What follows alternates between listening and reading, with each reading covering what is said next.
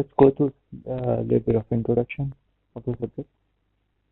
Uh, and we'll start by some basic definitions and a little bit of history regarding the thermodynamics. So thermodynamics is basically a science of energy, and the word thermodynamics comes from two Greek words, thermo and dynamics. Thermo, which means heat, and dynamics, which means power. And that's somewhat what uh, thermodynamics is. It's basically we are generating power from heat. And there are few fundamental laws which we'll cover in upcoming lectures. And before that, let's go through a few like fundamental laws in as a brief introduction to them. First is law of conservation of energy. As the name suggests, it's very counterintuitive, which it means what it means by that is the total energy of a system always remain conserved. The potential energy will be equal to its kinetic energy.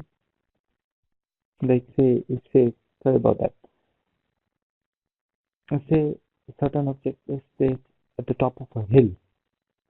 It will have a certain potential energy, and when that object moves down to the bottom, it changes into complete velocity.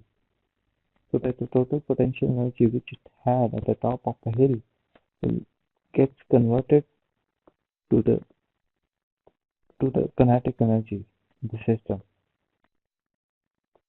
Kinetic energy in the system. So that's how we define the law of conservation of energy. Furthermore, that's how the principle of weight loss also exists in a similar way, where people loses their weight by doing more exercises, eating less. Basically, we are giving the subject less food, less energy to intake, and at the same time we are letting him to do more exercise to do weight loss, and that's the inherent principle of weight loss is, and that's the basis of it. So the first law of thermodynamics is basically a law which is inherently states the conservation of energy principle, and it states that the energy in itself is a thermodynamic property. The second law of thermodynamics is basically states that the energy has both quantitative as well as qualitative features. Quantitative means that we can actually measure that system. It has a certain amount which you can actually measure. The qualitative feature means that it that it has a certain inherent nature. And what that nature is that in a system, heat will flow from high temperature to low temperature. That's its qualitative feature. For example, if we place a hot coffee or hot tea on the table, it will come to it will become cooler after a certain time.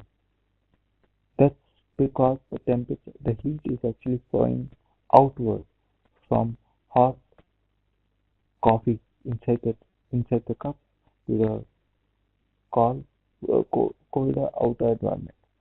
That's how it maintains its temperature. Of the science behind it. So the history of it came because of two people who discovered a commercial steam engine. So after discovery of these two engines, then came the principle of first law of thermodynamics and then the second law of thermodynamics. It came after this thing. So let's go through Thomas Savery. So he was the first English inventor who basically discovered commercial power engine, and this is how the first commercial engine, steam engine, looked.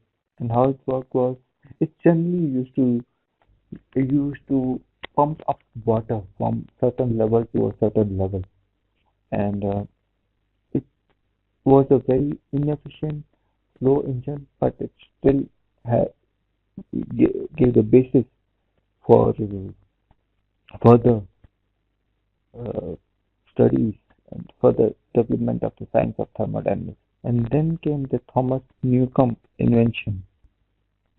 So, furthermore, let's discuss few more terms. So, classical thermodynamics is basically a study, for example, say if we have a vessel here and we don't know what kind of molecules is present in it, and we want to measure the pressure, what we'll do, we'll bring the barometer device, a pressure gauge, and we will measure the pressure.